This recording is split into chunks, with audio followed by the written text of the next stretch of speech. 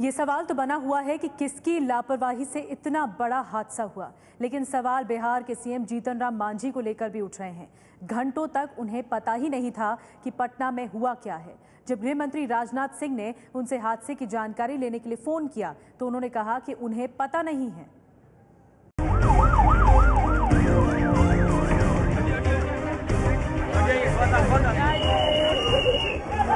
पटना के गांधी मैदान में मची तबाही के इस मंजर के बीच सुलगता सवाल है कि क्या इस हादसे के लिए बिहार सरकार और पटना पुलिस प्रशासन को जिम्मेदार ठहराया जा सकता है। इस सवाल का जवाब तलाशने से पहले कुछ तथ्यों पर गौर फरमाइए। जिस गांधी मैदान में हादसा हुआ उसमें कुल 9 गेट हैं। 4 गेट पहले से बंद थे, बाकी बचे 5 में से 3 गेट वीवीआईपी मतलब अति विशिष्ट लोगों के लिए रिजर्व रखे गए थे। मतलब आम आदमी, वो आम आदमी जो एक लोकतांत्रिक व्यवस्था के केंद्र बिंदु में होता है, उसके लिए बस 2 गेट। आखिर ये हादसा कैसे हुआ? हम इस वक्त उस जगह पे खड़े हैं जहां पर यह हादसा हुआ था और कैसे हुआ ये समझने की कोशिश करते हैं। हालांकि रात है, आप पूरी तरह से देख नहीं पाएंगे कि वो जब हादसा हुआ था उस वक्त भी अंधेरा हो चला था। 6:05 के आसपास की ये घटना है जब इस गेट से पार करने के लिए बड़ी संख्या में लोग बाहर निकलने लगे और एक साथ बाहर निकलने लगे। बहुत ज्यादा भीड़ था, गेट बंद था। कौन सा गेट है? मेन गेट बंद था। अच्छा, फिर छोटा वाला खोले हुए 10,000 आदमी आ रहा है पीछे से, सब आदमी दब गया। रावण दहन के समय जुटी इस भीड़ पर नजर दौड़ाइए और फिर ये सोचिए कि इतनी बड़ी भीड़ इन 2 गेट से कैसे निकली होगी।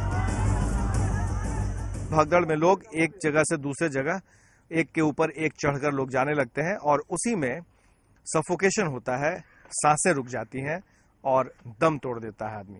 ये चप्पल जो देख रहे हैं एक तरह से इस बात के गवाह हैं कि कितनी बड़ी संख्या में लोग यहाँ से भागने की कोशिश कर रहे होंगे और कितनी बड़ी संख्या में एक के पीछे एक लोग के ऊपर चढ़कर यहाँ से जा रहे होंगे।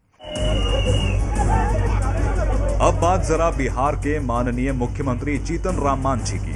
खबर है कि जिस समय ये महाशय रावण दहन के लिए गांधी मैदान पहुंचे तो पूरा पुलिस प्रशासन इनकी खातिरदारी में जुटा हुआ था और ये जनाब जैसे ही गांधी मैदान से विदा हुए, पुलिस प्रशासन अपनी जिम्मेदारी से मुक्त हो गई और सीएम साहब गांधी मैदान से निकलकर सीधे गया के अपने गांव पहुंच गए।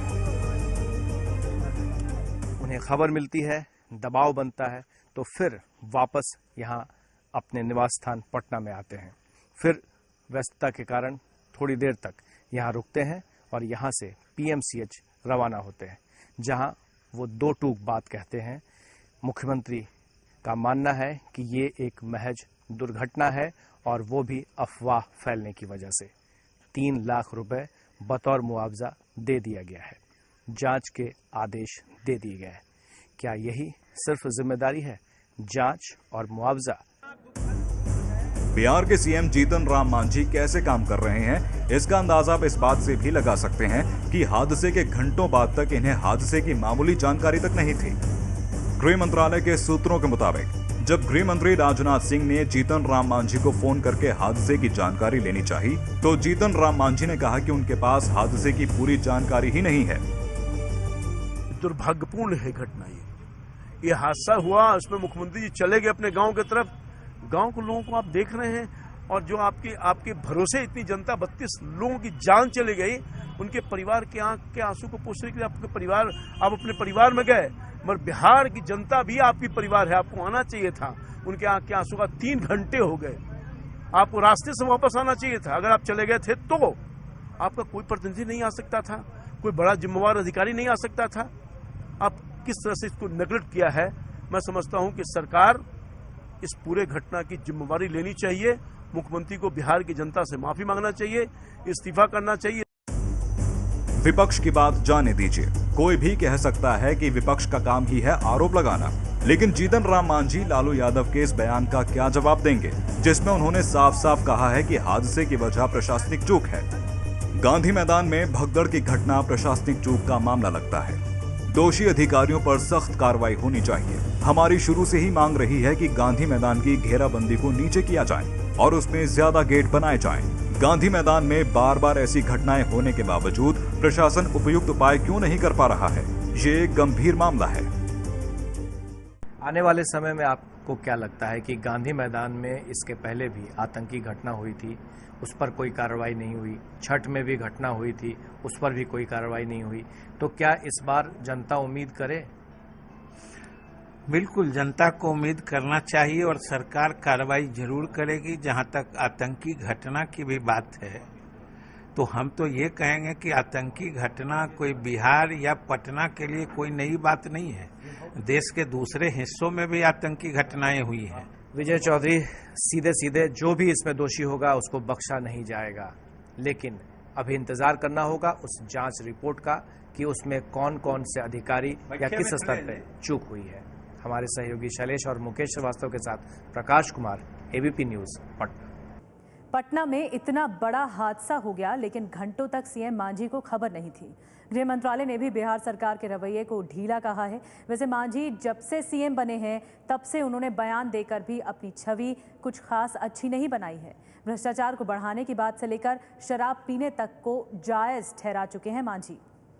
विकास मित्र को हमने दिया कि सब काम करेगा, सरकारी काम हमारा, चाहे बर्थ सेट का मामला हो, समुदाय भवन का मामला हो, और वो देखते हैं कि उसके नाम पर एग्रीमेंट नहीं हुआ, वो बीडीओ लोग मिल करके उसको 5,000 रुपया दे करके किसी दूसरे से करवा रहा है। ये तो गलत बात है। अगर ऐसा है तो खाओ तो तुम ही खाओ, दूसरा को क्यों तुम खिलाते हो? बिहार के मुख्यमंत्री जीतन राम मांझी पूर्णिया जिले के वनमनखी के विकास मित्रों को सलाह देते हुए कह रहे हैं कि अगर घूस खाना ही है तो खुद खाएं, दूसरों को न खिलाएं। राज्य की जनता पहले से ही भ्रष्टाचार से परेशान है। ऐसे में बिहार के सीएम जीतन राम मांझी का ये बयान घूसखोरों को और उकसाने वाला साबित हो सकता है। हालांकि जीतन राम का ये पहला बयान नहीं है जिस पर विवाद हुआ हो। इससे पहले भी वो दानापुर के दलित सम्मेलन में शराब पीने को लेकर विवादित बयान दे चुके हैं। दारू पीना बंद करो, अगर अभी एक अवैध नहीं बंद होगा तो दवा के रूप में दारू पियो। अरे कमा के आया, हम शाम में खाने के बाद अगर पावर पी करके सो गए तो हम इसको बुरा नहीं मानते हैं। बिहार के सीएम जीतन राम मांझी के कालाबाजारी को लेकर दिए गए बयान पर भी खूब बवाल हुआ था। कालाबाजारी अगर करते हैं तो अपने पेट के लिए, अपने बाल बच्चों को पढ़ाने के लिए, अगर उसके लिए आप करते हैं तो हम आपको धन्यवाद देते हैं। सारी बात की सुविधा हम लोग ने दिया है, और उसमें जहाँ तक चूहा खाने की बात है तो बहुत लोग चूहा खाते हैं, हम भी चूहा खाते थे और आज भी। हाल के कुछ दिनों में वो लगातार ऐसे विवादास्पद बयान दिए जा रहे हैं। हालांकि बाद में जीतन राम अपने बयान को लेकर गलत मतलब निकाले जाने की बात कहकर अपना पल्ला झाड़ लेते हैं। जीतन राम मांझी के विवादित बयान की फेहरिस्त काफी लंबी है। कुछ दिनों पहले ही उन्होंने दलितों को अंतरजातीय विवाह कर अपनी आबादी बढ़ाने को कहा था। हम आज के दिन में यही परामर्श देना चाहेंगे कि कम से कम शेड्यूल कास्ट के बच्चों को अंतरजातीय विवाह को प्रमोट करना चाहिए, और यदि हम एक हो गए तो हमारी जनसंख्या 22% की हो जाएगी। अब 22% जो वोट मिला बिहार में सरकार उसी की बनेगी, किसी की। बयान बहादुर बिहार के मुख्यमंत्री मांझी ने अपने अफसरों को भी नहीं छोड़ा। कुछ दिनों पहले एक सभा में उन्होंने कहा था कि बिहार में भ्रष्टाचार की वजह से अफसरों की तोंद निकली हुई है। बहुत चर्चा आज होती है करप्शन की। करप्शन है, बहुत करप्शन बढ़ गया है, अमुक जगह है। नीतीश कुमार जी बहुत विकास का काम किए, लेकिन करप्शन दूर नहीं हुआ। हम लोगों को सुनना पड़ता है। हमारे लोग कहते हैं नीतीश जी ने एक बहुत बड़ा काम किया कि हमारे कार्यकर्ताओं को उन्होंने, सही है कि एक तरह से ऑनेस्ट होने के लिए बाध्य किया, लोग ऑनेस्ट हो गया। तो कार्यकर्ता कहता है सर हमारा पेट तो खाली है लेकिन अफसर का तोंद बढ़ता जा रहा है। ये वो लोग कहते हैं।